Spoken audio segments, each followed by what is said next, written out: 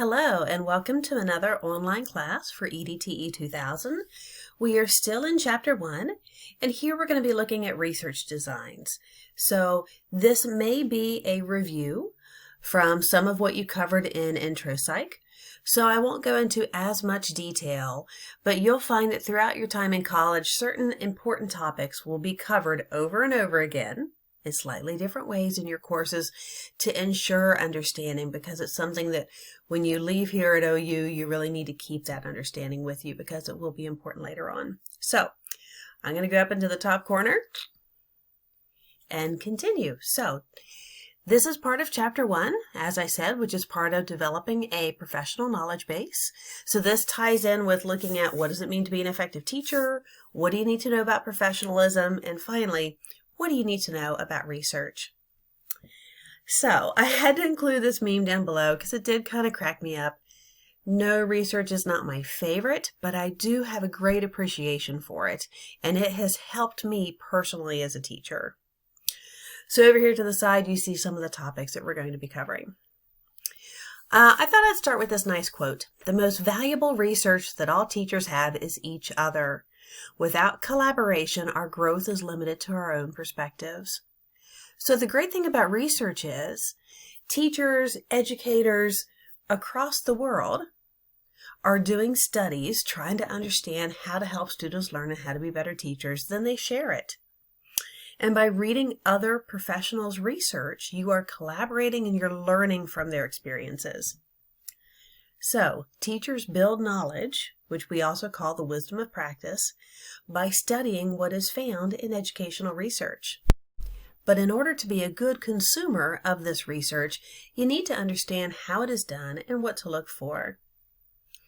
So, I had to start with this one because I found it funny. You need to understand what good research is. And I think that is something that has gotten quite hazy in the last probably 5 or 10 years. Wikipedia, not good research. Googling something, not necessarily good research. You have to not only look at the source of the information, but also be able to evaluate and analyze the research itself. So we're going to start with a very brief word about theories. Again, not in as much detail as you probably covered in your previous courses, but I want to make sure you know the difference between a theory and a hypothesis. So a theory is a set of ideas or beliefs that you have that try to explain events or even predict events. Okay? So I might have a theory that, I really think that when students write their own notes, they do better. I think that writing it down is helpful. That might be my theory.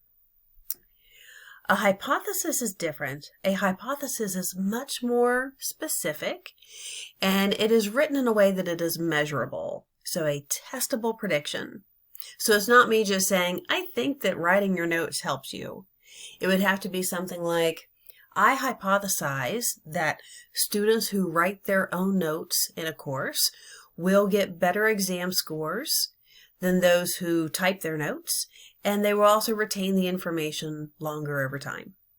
So it's just more detailed, more measurable, more of a prediction. I'm not going to go into everything that you have covered previously when it comes to the scientific method. I think it's probably something that you have covered not only in Intro Psych, but in a variety of courses, but do know that is part of what we're talking about here as well.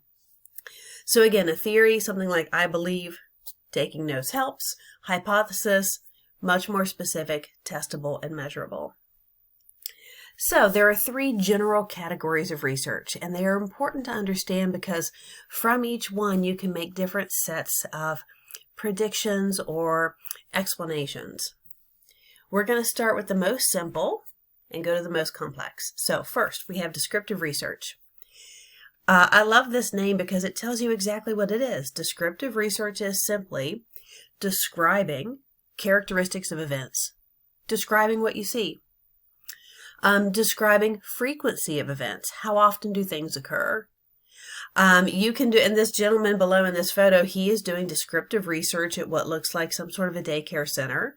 He is behind a two-way mirror and he's sitting there taking notes. As a graduate student, I did a lot of descriptive research, sitting in corners in daycare centers, making notes of what I saw. With descriptive research, you're typically focusing on one variable only. There's usually only one thing you're looking at. Nothing is manipulated. Okay, so you are not in any way changing the participants' behavior. You're not making them do anything they would not otherwise do. You are just sitting back and watching, which is why I included the meme below. You might even feel like you're stalking. I remember sitting, for hours on end in this daycare center writing notes about what I saw, and you feel a bit like a stalker, but you're just trying to capture things as they are. Here are some examples of other types of descriptive research, because it can also include survey data. So here, you might give students a survey on here are all the different things that might motivate you to do well in school, and you're compiling the data. You didn't manipulate anything. You're only looking at one variable. Another one, how often do kids eat breakfast? You might ask parents this in a survey, or even in an interview during parent-teacher conferences. Again, you're only looking at one thing. You're not looking at, and how does eating breakfast affect them in the classroom? That's no longer descriptive. It just has to be one thing. How often do they eat breakfast? Bam. Number of absences. Any school can look at absenteeism data and come up with a descriptive study simply looking at, okay, how many absences do different types of students have? So here's a question for you to ponder, and today all of our questions will have this blue background.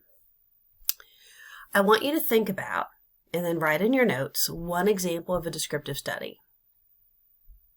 Now the reason I want you to do that is by writing it down will help you remember it.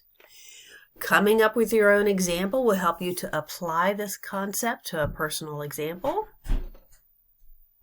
Do you have one? So one I might write down would be a descriptive study looking at what are my students' favorite social media platforms. One variable, and I'm not changing anything or controlling anything. All right, so here's a little sample question for you. Look at these 4 options. Which one of them is a descriptive study? So what do you think? If your answer was compiling data on the number of hours that students spent studying, you're correct. All of the other ones, the reason that they're incorrect is that they're looking at more than one thing. They're looking at one variable in relation to another. All right, so our second category is called correlational research. And this is also another area of research that I'm sure you've looked at before. This is where you do finally get to look at relationships between 2 or more variables. So whether that might be looking at the relationship between number of hours studying and how one does on an exam, perhaps. But once again, you're still not manipulating or controlling anything. So if I want to look at the relationship between time spent studying and scores on exams, I can't change you in any way.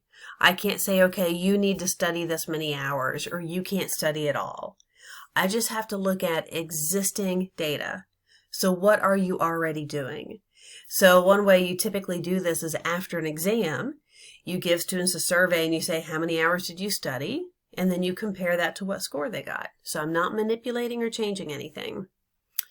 So, blue screen, one of our questions. Which one of these is a correlational study?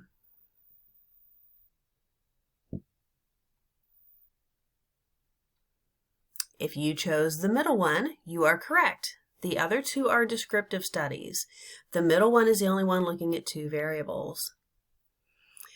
Here is a short video. Now, although this video is quite old, it does give it a good example of a correlational study. Coffee contains caffeine, a central nervous system stimulant. Many people drink coffee for precisely that reason, for the feeling of enhanced alertness and energy it provides. But are the benefits of coffee real? Could coffee, for example, be associated with improved performance on a test?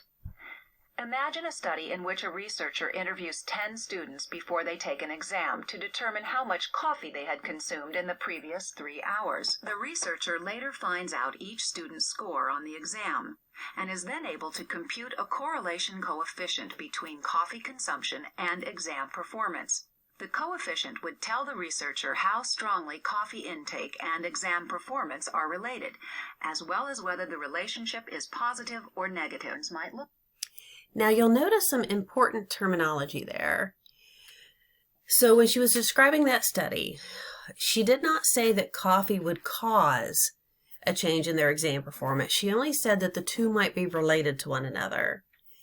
And you'll also notice that they didn't manipulate anything. So they didn't say, okay, you over there, I want you guys to drink a bunch of coffee, and you guys over there, you're going to drink water. So no manipulation, and just looking to see if there is a relationship between the two variables. So let's continue. Here's an example of what one of those correlational studies might look like. Only this one is looking at that relationship that we discussed earlier between hours studying and GPA. And you can see that it shows through a jagged line a positive relationship. So the more time you spend studying, the higher your GPA. Well, there are a lot of different types of correlational studies. So in this course, we used to have students do a research project, which led to a research fair.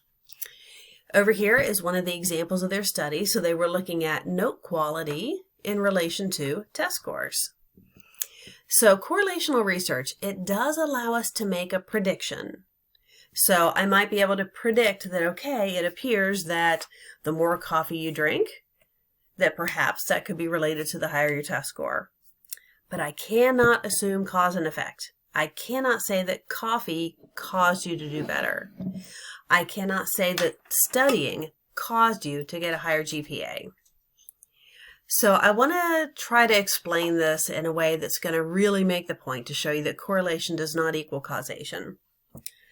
So for instance, there have been studies done, like the one shown in this diagram here, that there's a positive correlation between landscaped lawns in a community and school achievement in the students. So does that mean if you have a neatly cut lawn that your child is smarter? That your child's going to get better grades? Well, what's happening is, yes, there might be a relationship, but that's not the true cause. We don't know what the true cause is because we didn't control anything. Perhaps the true cause is community wealth, and that wealthier communities tend to have neater lawns. Wealthier communities perhaps also have better resources and better funded schools. So sometimes there are other variables out there that we're not measuring. So let's take another look at this. If you look at the stats alone, eating ice cream and murders in New York are positively correlated. This means that the more ice cream sold per person, the number of murders increases. Vanilla bean never seems so scary, right? Before you stop eating ice cream sundaes to save innocent lives, think about it. Correlation as a statistic doesn't explain how or why the relationship between ice cream and murder exists. It simply shows that it does. Causation makes an even bolder assumption and says that a change in the number of chocolate cones sold will cause a change in the number of people who meet their unfortunate end. This is clearly a big leap. A well-designed experiment will rule out other factors that could be related. So you must ask yourself, what's another variable at play? It turns out that temperature was also correlated with both ice cream sales and murders because the numbers for both spike during the summer months. When it's warm outside, people simply get out of the house more. They're on summer break or vacation and want a cold, delicious treat. Kids hang out unsupervised more. It just so happens that the Freddy Kruegers of the world also get out more during the summer. Before you jump to a cause and effect relationship when a correlation is found, look at how the data was collected and consider other related factors. And go ahead, eat that pint of Rocky Road. And I do love her point about the idea of don't jump to conclusions and really take a look at the data, what the data is saying, and how it was collected, If you look at and what it might be leaving out. So for instance, when looking at number of hours studying, you might think that studying immediately causes good grades. Well, how do we know that students with good grades also aren't more likely to study? How do we know there aren't other things there, like perhaps more motivated students study more? Students with better support systems study more. There are a lot of things that were not controlled in that kind of study. So I love this picture. I saw this online the other day. So it shows you some guys pushing the truck, and they're moving the truck out of the way. So the guys in the back whose feet are on the ground, they're actually the cause of the vehicle moving. The guy in the very back of the car, that's just a correlation. Yes, he happens to be pushing it while the truck is moving, but he's not causing it. Another example. So a lot of times you'll see in the news, they jump to that conclusion when they shouldn't. So check out this headline. Watching too much TV can kill you. Sitting in front of the box for 5 hours a day increases your risk of pulmonary embolism. That's actually not true. It was just a correlational study. So there were a lot of other factors there related to this, not just sitting in front of the TV. Here's another one. The divorce rate in Maine is very positively correlated with the amount of margarine consumed in a household. But eating butter doesn't make you get a divorce. Here's another one. I saw this headline. Every time Nicolas Cage appears in a film, a person drowns. Because of this data right here. Yeah, there's this wacky, weird correlation between number of people drowned by falling into a pool and films that Nicolas Cage appeared in. They have nothing to do with one another. They're just circumstantial positive correlations. All right, so with correlational research, there are different types of correlations, positive and negative. So a positive correlation is where when one variable increases, so does the other. So as the number of Nicolas Cage movies increase, so does people falling into their pool. As the number of hours you study increase, so do your grades. This is what a positive correlation looks like. You'll notice that with the positive correlation, the line is always slanted and going up to the right. Then we also have, dun dun dun, a negative correlation. So negative doesn't mean bad. Negative doesn't mean that it's not strong. It can still be a very strong relationship. It's just inverse. As one variable goes up, the other one comes down. But they're still strongly related to one another. So for instance, the more time you spend playing video games, perhaps the lower your GPA. A negative correlation simply goes in the opposite direction. So again, this is a positive compared to a negative, but those two would be somewhat equally strong. And also, if you look at those scatter plots, those are not extremely strong correlations. I wanted to show you the difference between a strong correlation and a weak one. So I think that these charts right here do a good job of that. So if you're looking at scatter plot data, you can get an idea of what an actual good, strong relationship looks like. And here's a short video looking at that difference between positive and negative correlations. It's very old as well, but it still makes its point. Positive correlations occur when the larger values of one variable are associated with the larger values of another. For example, a positive correlation between income and education means that people with more education tend to have greater incomes. Negative correlations occur when the larger values of one variable are associated with the smaller values of another. For example, smaller cars tend to get greater gas mileage. As an example of a positive correlation, students who achieve high scores on college placement tests such as the SAT or ACT tend on the average to earn higher grades during their first year in college. The graph in which these students are located according to their SAT scores and their grade point averages is known as a scatter plot. So again, I just thought that was another way to try to explain these. All right, so some practice questions, and I'm going to try and do a few of these on this particular module. So a guidance counselor is studying the levels of student motivation and the number of student school groups that the student joins. What type of correlation do you think would be found? So the relationship between a student's motivation and the number of groups that they join. Well, if you said positive, you would be correct. Usually more motivated students join more groups. What about this one? A principal is studying the number of hours spent in detention hall in relation to grades. What do you think you'd find there? What do you think? Well, if you said negative, you're correct. Most likely, the more time you spend in detention hall, the less time, the lower your grades are. Mommy never spent any time in detention hall. Okay, so here. The next part is experiments, but we're going to cover that in the next module. So I'm going to go ahead and pause for here. And if you haven't noticed, we've been joined by my lovely daughter, Sarah. Can you say hi? Hi. So I will see you on our next video, and that is the first part of your online video for research. So